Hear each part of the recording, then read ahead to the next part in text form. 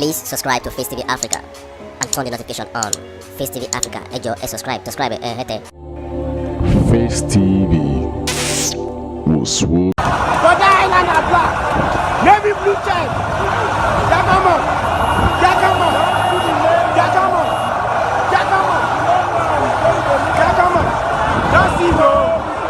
Just see bro. I'm got you are confused. The love is too much. The love is too much. The love is too much. The love is too much. The love is too much. Yakama. Yakama. Let's go.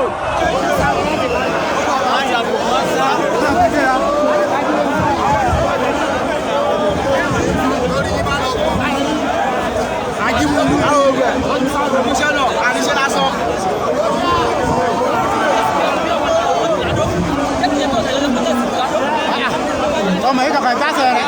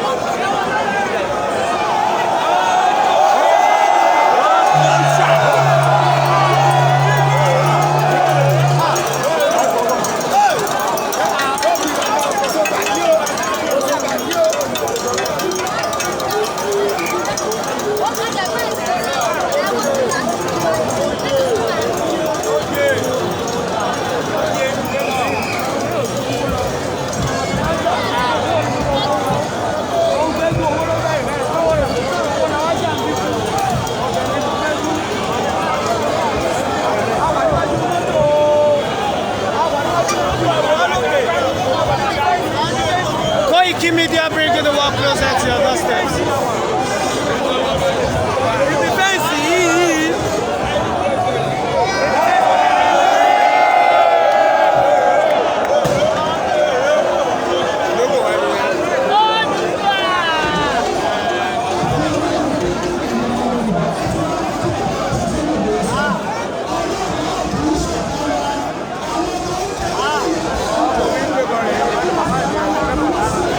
Asia Broadcasting, it's about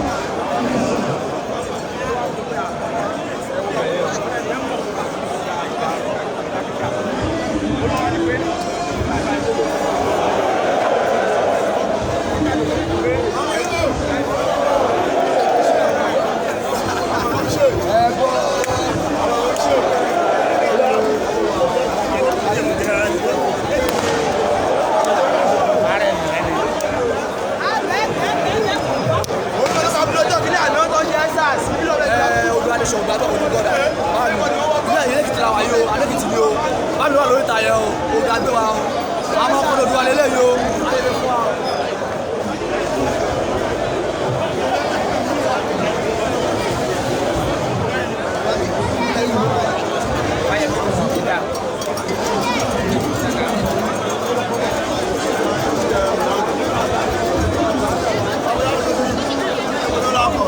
No Yoruba nation, no election. No Yoruba nation, no election. Ṣé oyin mi rí sí mi rí? Ó pọ̀ yẹ́yẹ́. Adúláwà.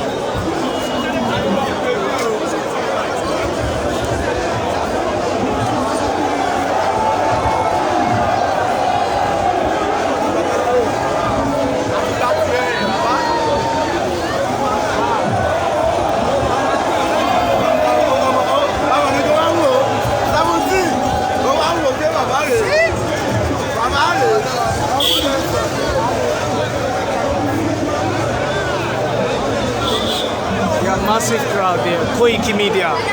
Koiki Media ló ń broadcast kìíní.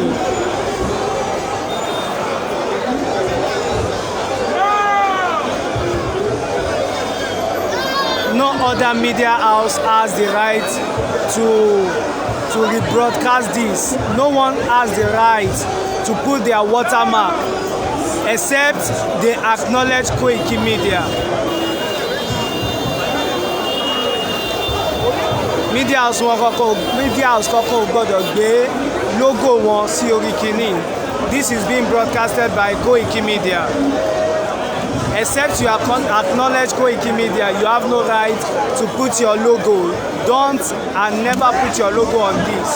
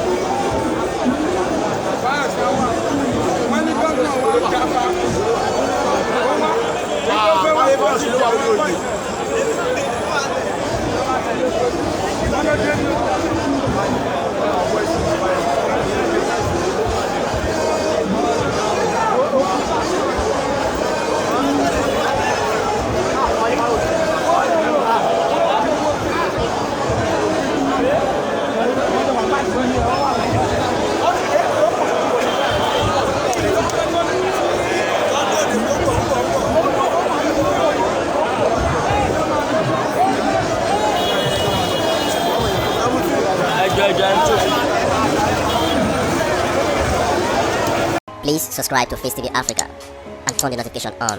Face TV Africa, ẹ jọ̀ọ́ ẹ subscribe, hete. Face TV was